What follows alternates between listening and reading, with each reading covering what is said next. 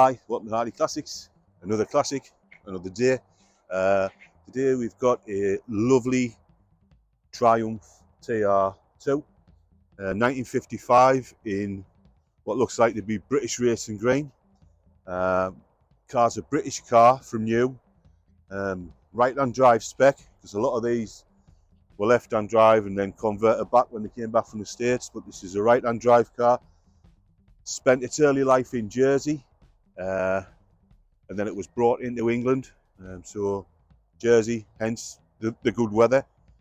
It's been in long-term storage, this car, after being restored. I think it was restored, I can't remember, 10, 15 years ago or something, and then just shoved in storage, and it's done 400 miles since it's been in storage, so it is what it is.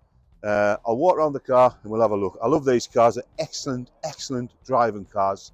I've had 2 or 3 and I love them. So a 2-litre petrol engine, 4-cylinder.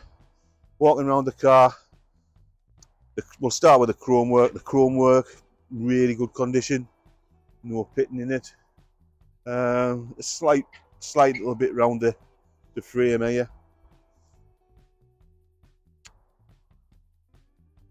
Chrome hinges are nice. The little bumperettes at the back are nice. Not a lot of chrome on it, to be fair, the filler cap. Bodywork on the car.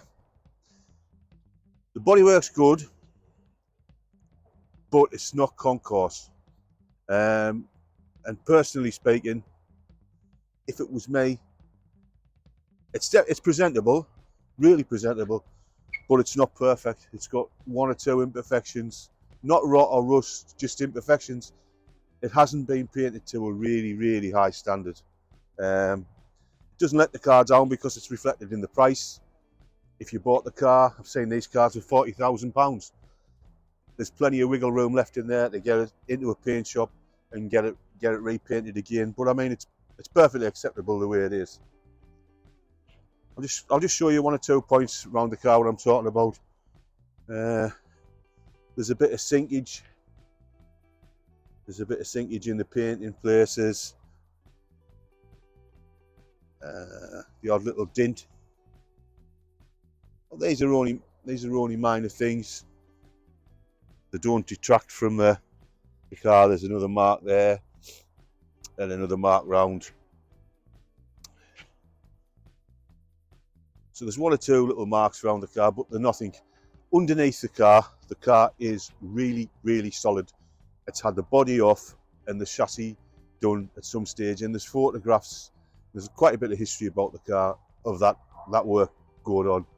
Engine wise, perfect, absolutely beautiful, runs, doesn't use oil or water, starts and drives, fantastic.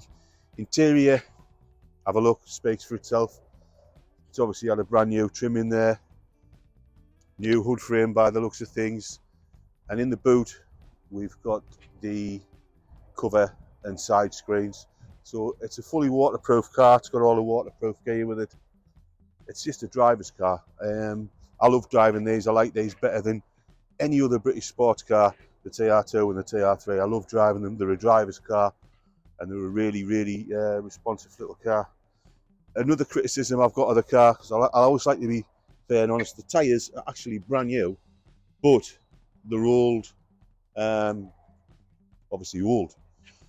Never been on the road, hence 400 miles, change the tyres. Whoever buys the car, again, there's wiggle room in there in the price. I would change the tyres and get some new tyres on it. From a safety aspect and from a driving aspect, it'll drive a lot better with new tyres. Right, we'll start the car up, see how we get on. Beats the key.